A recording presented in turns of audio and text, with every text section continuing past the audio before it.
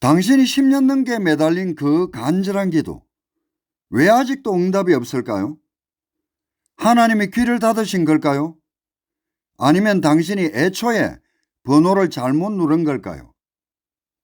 여러분, 교회에서 가장 많이 듣는 말이 뭡니까? 인내하자. 그러면 나중에 하나님께서 축복하실 것이다. 맞습니다. 우리는 늘 나중을 위해서 지금을 저당 잡히고 삽니다. 이건 시제 오류입니다. 나중에 계신 하나님은 존재하지 않습니다. 하나님이 에고 에임이라면 그분의 구원도 지금이어야 하고 그분의 평화도 지금이어야 합니다. 한번 생각해 보세요. 지금 당신의 마음이 지옥인데 죽어서 가는 천국이 무슨 의미가 있습니까? 오늘 하루도 불안과 염려로 가득 차서 주여 도와주소서를 외치고 있다면 당신은 지금 신앙생활을 하는 게 아니라 미래라는 허상을 쫓는 도박을 하고 있는 건지도 모릅니다. 기도할 때 우리 마음을 보세요. 내일은 돈이 들어오게 해주세요. 이것은 미래에 대한 불안입니다. 그때 그 사람이 나한테 한 짓을 용서하게 해주세요. 이것은 과거에 대한 집착입니다. 당신의 기도에 지금이 있습니까? 마태복음 6장 34절입니다. 그러므로 내일 일을 위하여 염려하지 말라. 내일 일은 내일이 염려할 것이요 한날의 괴로움은 그날로 족하니라. 성경은 분명히 말합니다. 내일은 내일이 하게 두라고. 그런데 우리는 왜 자꾸 내일의 짐을 오늘로 끌고 와서 십자가라고 우기면서 낑낑대고 있을까요? 기존 교회에서는 가르칩니다. 더 부르짖으세요. 금식하세요. 이 말은 위험합니다. 내 노력을 키워서 하나님의 마음을 돌리겠다는 건 영성이 아니라 에고의 강화일 뿐입니다. 불교에서는 이를 집착이라고 부르고 이게 바로 우상숭배입니다. 하나님을 섬기는 게 아니라 하나님을 이용해서 내가 원하는 미래를 만들려는 나 자신을 섬기는 거니까요. 우리는 기도를 하면 할수록 더 단단한 자아의 감옥에 갇힙니다. 내가 이렇게 기도했는데, 내가 이렇게 헌신했는데 라며 말이죠. 여러분, 성경에서 하나님의 이름이 무엇인지 기억하십니까? 모세가 떨기나무 불꽃 앞에서 하나님께 이름을 물었을 때입니다. 하나님은 나는 여호와다, 나는 전능하다라고 수식을 붙이지 않으셨습니다. 딱 한마디 하셨죠. 나는 나다. I am who I am. 히브리어 에어예를 거쳐 신약의 헬라어로 오면 예수님이 입에 달고 사셨던 그 유명한 단어 에고 에이미가 됩니다. 내가 곧 생명의 떡이다. 내가 곧 길이다 라고 할 때 그 단어죠. 여기서 소름 돋는 지점이 나옵니다. 에고 에이미는 문법적으로 영원한 현재형입니다. 과거형인 나는 무엇이었다도 아니고 미래형인 나는 무엇일 것이다도 아닙니다. 하나님은 단 한 번도 자신을 미래 시제로 소개하신 적이 없습니다. 그분은 그냥 지금 존재하는 분 그 자체입니다. 자, 여기서 여러분의 기도가 왜 빗나가는지 논리적으로 증명해 볼까요? 당신은 지금 어디에 있습니까? 어제 받은 상처를 곱씹거나 내일 먹고 살 걱정을 하면서 살고 있지 않습니까? 그런데 당신이 믿는 하나님은 현재에만 계십니다. 과거에 계신 하나님은 기억일 뿐이고 미래에 계신 하나님은 상상일 뿐입니다. 진짜 하나님은 오직 지금이라는 좁은 문을 통해서만 만날 수 있는데 당신은 자꾸 과거와 미래라는 가짜 통로에서 번호를 누르고 있으니 응답이 올 리가 있겠습니까? 하나님의 성함은 지금 여기 있는 자입니다. 당신이 과거의 쓰레기통을 뒤지거나 미래의 신기루를 쫓는 동안 정작 지금 여기 계신 하나님은 당신의 레이더에서 사라집니다. 당신이 현재에 머물지 못한다면 당신은 영원히 하나님과 접속할 수가 없습니다. I am은 현재에만 존재하는 주파수입니다.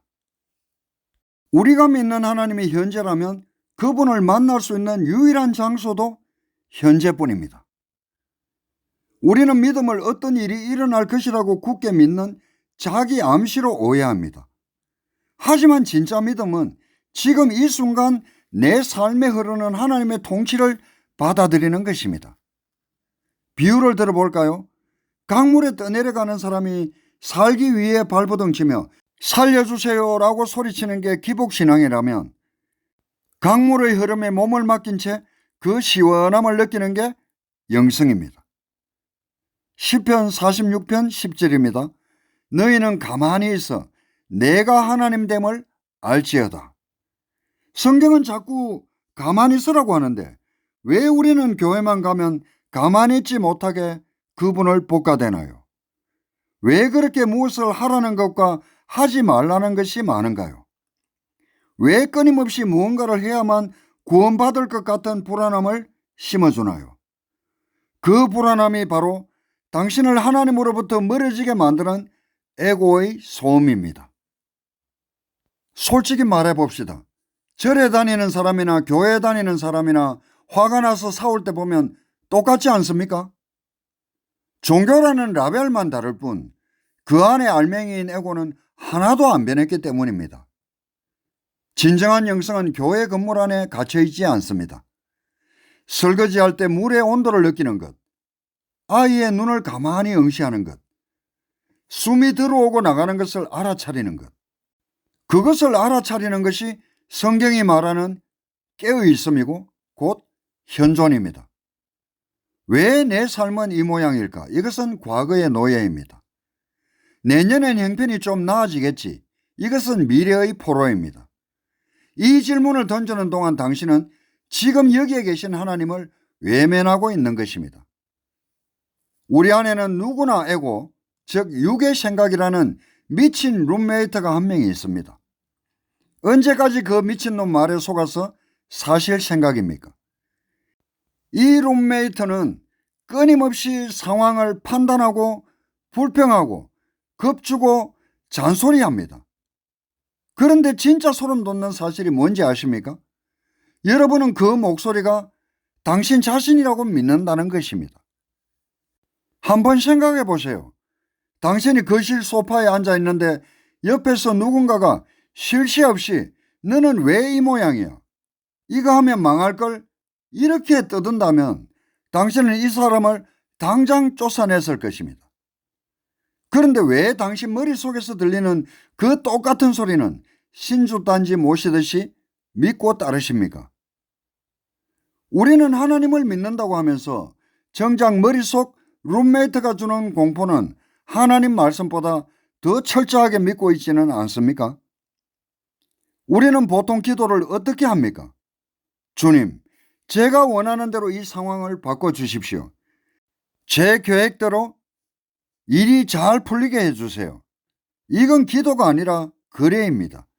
내 육의 생각이 세워놓은 좁은 기준에 세상을 끼워 맞추겠다는 오만함이죠. 기존 신앙은 말합니다. 간절히 원하면 이루어집니다. 우리는 내가 좋아하는 것을 끌어당기고 싫어하는 것을 밀어내느라고 영적인 에너지를 다 써버립니다. 기도의 핵심이 무엇입니까? 누가복음 22장 42절입니다. 내 원대로 마옵시고 아버지의 원대로 되기를 원하나이다. 예수님이 겟세마네 동산에서 하신 기도입니다. 내 머릿속 룸메이트가 원하는 편안한 길이 아니라 하나님이 나에게 가져다주는 거대한 흐름에 나를 맡기겠다는 선언입니다. 내 인생의 운전대를 하나님께 넘겨드리는 것입니다. 성경 원어로 죄를 뜻하는 하마르티아는 관역에서 벗어나다는 뜻입니다. 내 안에 있는 성령의 흐름이 바로 관역입니다. 이 관역에서 벗어나 내 맘대로 상황을 밀어내고 가두는 그 저항 자체가 바로 죄라는 것입니다. 우리는 가슴에 빗장을 걸고 잠그며 이렇게 삽니다. 저런 사람은 절대 안 돼. 이런 일은 나에게 일어나면 안 돼. 여러분, 여러분의 인생에서 가장 큰 축복을 받았을 때를 떠올려 보세요. 여러분이 계획한 대로 딱딱 맞아서 된 것보다 전혀 예상치 못한 만남이나 예상치 못한 기회가 왔거나 상황을 통해서 이루어진 경우가 더 많지 않습니까? 주님은 당신보다 훨씬 더 똑똑한 분이십니다. 주님은 당신보다 더 큰 그림을 그리십니다. 그런데 왜 우리는 사사건건 이건 싫어요, 저건 좋아요라며 주님을 가르치려고 드십니까? 진정한 영성은 내 호불호를 내려놓고 지금 나에게 주어진 상황에 예스라고 말하는 용기입니다.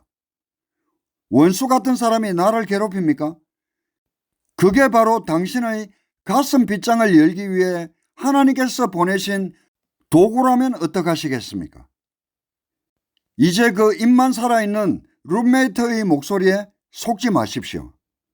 우리가 이 목소리에 싸우거나 달래는 대신 그저 저놈이 또 떠드는구나 하고 지켜보는 관찰자가 되어보세요. 가슴에 걸린 빗장을 풀고 그 영의 인도함이 당신을 어디로 데려가는지 가만히 지켜보십시오. 당신이 나의 뜻을 내려놓는 순간 비로소 하나님께서 이 일을 시작하십니다. 오늘부터 기도를 바꿔보세요. 주님, 이것을 좀 해주세요가 아니라 잠잠히 앉아서 당신 안에 있는 그 영에 집중해 보세요. 그 짧은 고요 속에서 당신을 괴롭히던 생각들이 하나 둘 사라질 때 그 빈 공간에 찾아오는 평화나 주님의 세미한 음성이 바로 응답입니다. 성경은 말합니다. 누가복음 17장 21절입니다. 하나님 나라는 너희 안에 있다. 밖에서 찾지 마십시오. 내일에서 찾지 마세요. 당신이 그토록 갈구하던 구원은 당신이 무시했던 지금 이 순간의 고요 속에 이미 도착해 있습니다. 당신이 쥐고 있는 그 내일의 불안을 내려놓으세요. 오늘 당신에게 일어났던 일 중 이것은 내 마음에 안 들어라고 밀어냈던 그 일이 만약에 당신을 가장 완벽한 곳으로 인도하는 하나님의 손길이었다면 당신은 어떻게 하시겠습니까? 깨어나십시오. 에고 에이미의 주파수는 오직 지금 이 순간에만 흐릅니다.